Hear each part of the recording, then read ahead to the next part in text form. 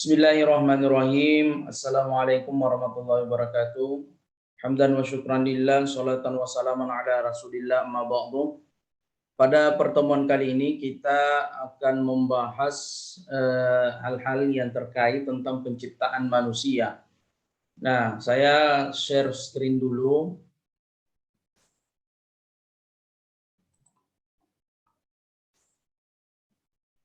Nah, berbicara persoalan penciptaan manusia, maka biasanya kita akan mendapati beberapa kata yang digunakan oleh Al-Quran dalam proses penciptaan manusia. Kadang itu digunakan kata al-insan, kemudian kita juga temukan kata manusia dalam Al-Quran, yaitu kata basyarun. Ya, kadang juga digunakan ibnu Adam.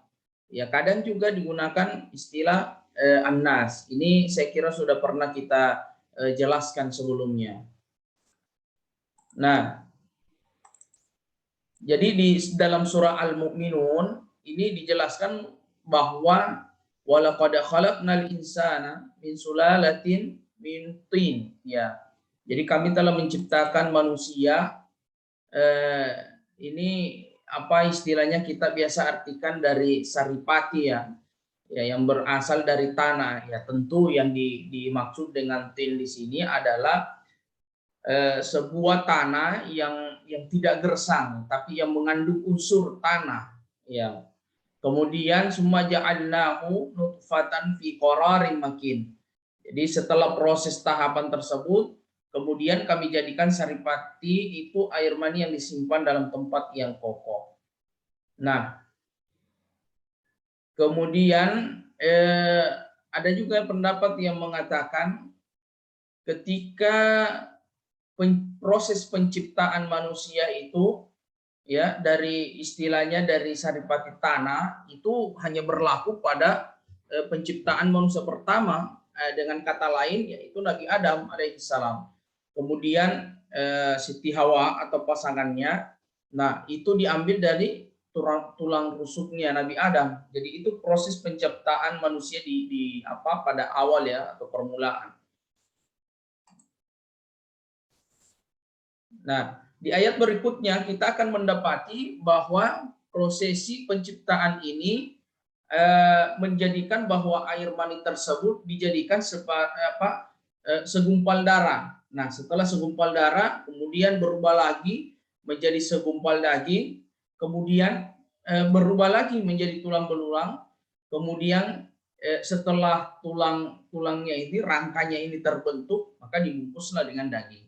Nah, kemudian kami jadikan dia makhluk yang berbentuk lain, maksudnya prosesinya sudah mendekati kesempurnaan. Ya, kemudian kami jadikan dia makhluk ya, jadi sudah sempurnalah bentuk seperti ibarat apa ya istilahnya manusia-manusia kecil ya. Ya, kita biasa lihat itu kalau misalnya pakai alat khusus ya untuk mendeteksi jenis kelamin laki-laki atau perempuan. Nah, biasa kalau sementara dalam kandungan ya USG ya istilahnya ya. Nah, itu akan kelihatan bahwa sudah ada bentuk manusia di dalam perut. Nah, ini selama prosesi ini ya khalaqna nutfatan 'alaqah, kemudian berubah lagi jadi mudghah. Ini menurut para ahli bahwa prosesinya ya kurang lebih 40 hari. Nah, bahkan salah seorang ulama mengatakan bahwa setelah prosesi 40 hari 3 kali dalam bentukan itu, ya mulai dari prosesi air mani tadi sampai kepada berbentuk nutfah alaqah, ya kemudian mudghah. Nah, barulah ditiupkan roh. Jadi kira-kira kisaran 120 hari 120 hari atau kurang lebih 4 minggu ya. Ya, 4 minggu ya itu bisa langsung ditiupkan roh kalau di dalam keterangan-keterangan hadis. Nah, kemudian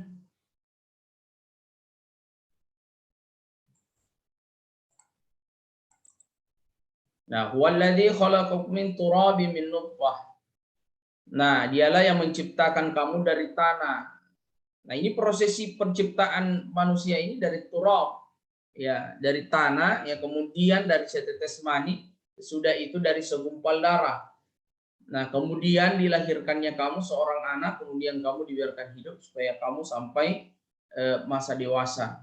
Nah, jadi dari sini ayat ini kita bisa pahami bahwa ketika kita masih ada dalam kandungan, ya itu prosesinya nanti akan menjadi lahir, kemudian jadi anak-anak, kemudian tumbuh menjadi dewasa, ya remaja, kemudian dewasa, kemudian menjadi tua, jadi tua, nanti akan diwafatkan ya.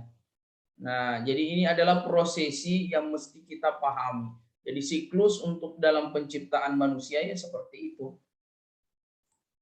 Nah, kemudian di ayat berikutnya juga dia mengatakan bahwa bukankah kami menciptakan kamu dari air yang hina? Ini adalah bentuk istifham ya, bertanya. Kemudian kami letakkan dia dalam tempat yang kokoh ya. Jadi bukan hanya sekedar dari air yang hina tersebut, tetapi melainkan ada wadahnya. Ya, disimpan dalam sebuah wadah yang biasa kita namai dengan istilah rahim. Nah, kemudian pada waktu yang sudah ditentukan itu kita akan terlahir di dunia. Nah, kemudian berikutnya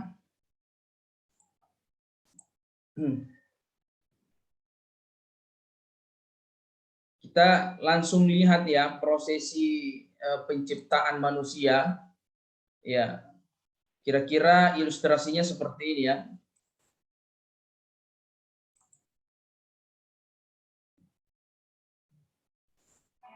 Marilah kita lihat seperti apa wujud manusia awalnya.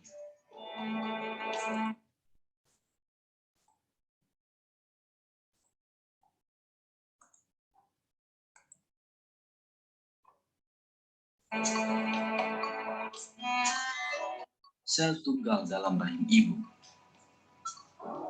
Wujud lemah yang memerlukan perlindungan. Lebih kecil dari sebutir garam. Anda pun awalnya terdiri dari satu sel ini. Sebagaimana setiap orang di dunia.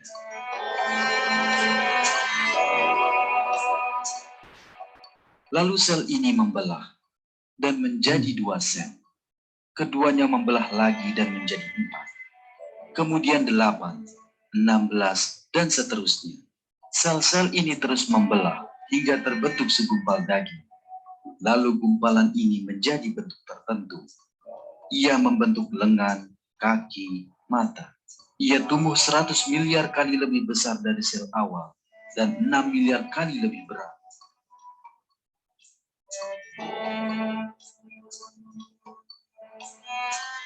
Dalam film ini, Allah memperlihatkan keajaiban penciptaan manusia yang awalnya hanya setetes air. Ia menjelaskannya kepada kita sebagaimana ayat Al-Quran berikut. Apakah manusia mengira bahwa mereka akan dibiarkan begitu saja tanpa pertanggungjawaban? Bukankah ia dahulu setetes mani yang ditumpahkan ke dalam rahim?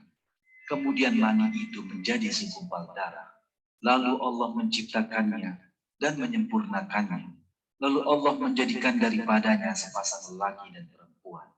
Bukankah Allah yang berbuat demikian, berkuasa pula menghidupkan orang mati?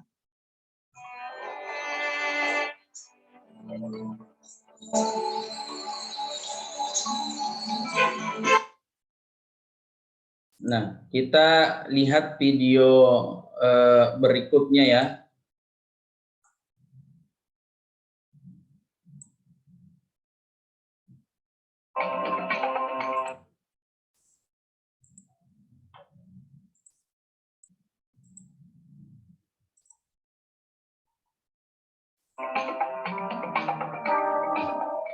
Beberapa minggu setelah sperma dan sel telur bergabung. Nah, ini sudah memasuki prosesinya, proses sama lain, penciptaan mulai dari selnya tadi. Kepada mereka. Kini kita tengah menyaksikan perubahan yang oleh para ilmuwan dianggap sebagai keajaiban. Sel-sel yang tidak berakal ini mulai membentuk organ dalam, rangka, dan otak.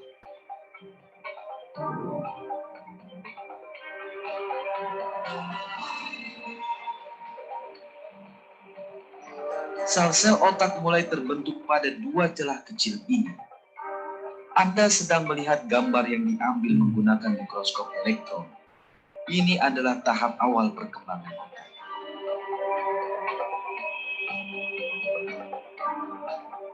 Di sini, sel otak akan memperbanyak diri dengan cepat, sehingga bayi akan memiliki sekitar 10 miliar sel otak. Kini kita sedang menyaksikan pembentukan sel-sel otak. Setiap menit, 100.000 sel baru ditambahkan pada kumpulan sel ini. Setiap sel baru berperilaku seolah ia mengetahui jenisnya, dan dengan sel mana saja ia harus bersambungan. Tiap sel menemukan tempatnya masing-masing. Dengan jumlah kemungkinan tak terbatas, ia mampu bersambungan dengan sel yang tepat.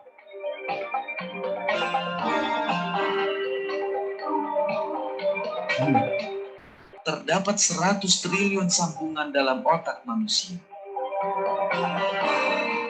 Agar sel-sel otak dapat membuat triliunan sambungan dengan tepat, mereka harus memiliki kecerdasan yang jauh mengungguli manusia. Tapi, sel tidak memiliki kecerdasan sama sekali. Dan tidak hanya sel otak, setiap sel yang membelah dan memperbanyak diri dalam embrio pergi dari tempat pembentukannya yang pertama menuju ke titik yang harus ia tempati. Dan setiap sel menemukan tempat yang telah ditetapkan untuknya. Di sini, dengan sel manapun mereka harus bersambungan, mereka akan melakukannya. Lalu, siapakah yang menjadikan sel-sel yang tak mampu berpikir mengikuti rencana cerdas ini? Nah, itu kuasanya Allah ya. Artinya kalau kita lihat sepintas lalu dari prosesi penciptaan manusia ini luar biasa. Nah, ini masih ada video lagi. Saya share screen lagi.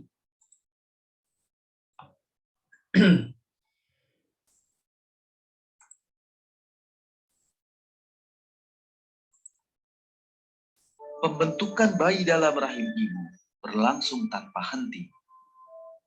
Sejumlah sel yang sedang berubah mendadak mengembang dan mengempis. Setelah itu, ratusan ribu sel jenis ini saling bergabung dan membentuk jantung. Jantung ini akan terus berdenyut sepanjang hidup. Sesaat lagi akan kita saksikan sebuah keajaiban nyata. Sel-sel yang terpisah satu sama lain ini adalah sel pembuluh darah. Sel-sel ini mendadak saling bergabung dan membentuk sambungan di antara mereka. Dan pembuluh darah pun terbentuk. Mari kita saksikan kembali pemandangan menakjubkan ini.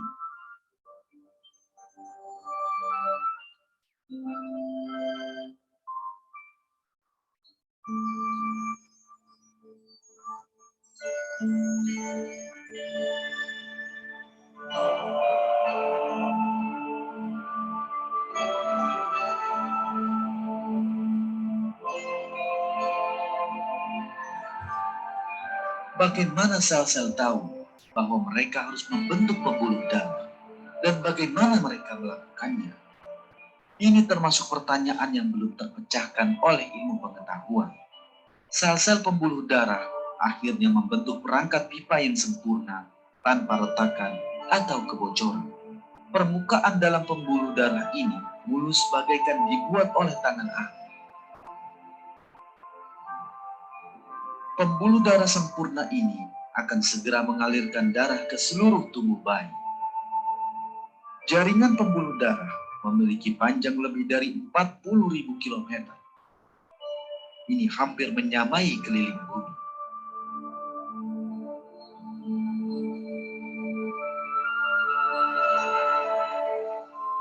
Perkembangan dalam perut ibu berlangsung tanpa henti.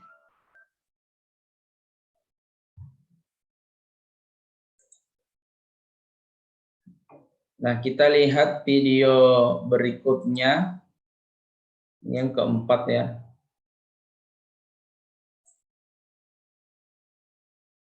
Perkembangan dalam perut ibu berlangsung tanpa henti. Pada minggu kelima, tangan dan kaki embrio mulai tampak. Benjolan ini nantinya akan menjadi lengan. Setelah itu, sejumlah sel akan membentuk tangan. Saya share ulang dulu.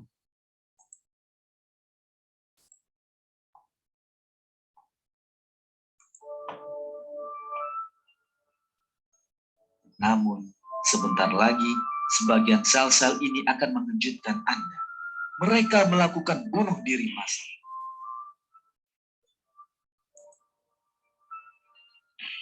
Mengapa ribuan sel ini membunuh diri sendiri?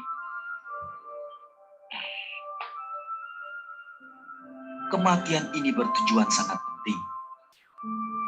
Bangkai sel-sel yang mati di sepanjang garis tertentu ini diperlukan bagi pembentukan jari-jari. Sel-sel hidup memakan sel yang mati, dan celah kosong pun terbentuk di daerah ini. Ruangan kosong ini adalah celah di antara jari-jari kita. Tapi, mengapa ribuan sel mengorbankan dirinya? Bagaimana sel rela membunuh dirinya agar bayi dapat memiliki jari pada saatnya nanti? Bagaimana sel tahu bahwa kematiannya memiliki tujuan tertentu? Semua ini membuktikan lagi bahwa seluruh sel pembentuk manusia menerima perintah dari Allah.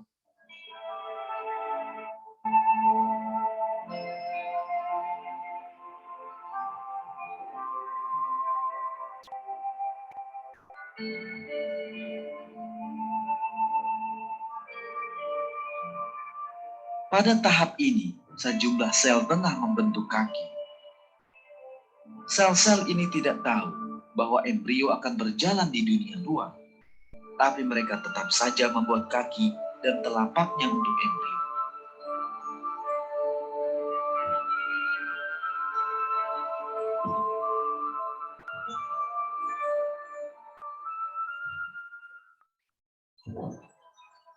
Anda sedang menyaksikan wajah manusia berumur 4 minggu.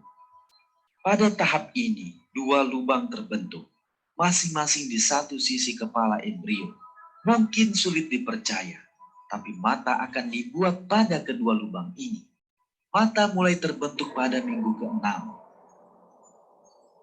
Berbulan-bulan, sel-sel ini bekerja dalam suatu rancangan menakjubkan, dan satu demi satu membentuk bagian berbeda-beda pada mata.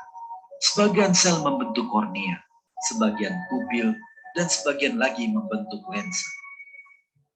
Setiap sel berhenti saat mencapai batas akhir daerah yang harus ia bentuk. Dan mata yang mengandung 40 bagian berbeda terbentuk tanpa cacat.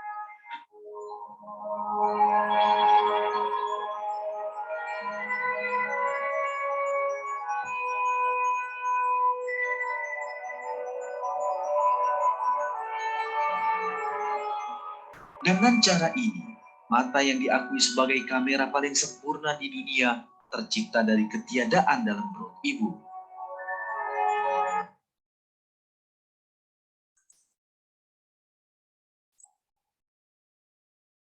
Baik, itulah tadi beberapa tayangan video tentang penciptaan manusia yang saya kira sangat relevan ya dengan apa yang terdapat di dalam Al-Qur'an, mulai dari prosesi penciptaan selama di dalam kandungan, kemudian waktu terjadinya pembuahan dan lain sebagainya. Itu sudah dibuktikan oleh sains atau ilmu-ilmu yang kekinian. Nah, jadi saya harap apa yang kita bisa tayangkan tadi, yang sudah ditayangkan tadi, itu dirangkum dan dijadikan sebuah resume ya, dengan tentunya bantuan pemaparan makalah yang telah dipresentasikan sebelumnya. Nah, saya kira demikian dan saya akhiri. Assalamualaikum warahmatullahi wabarakatuh.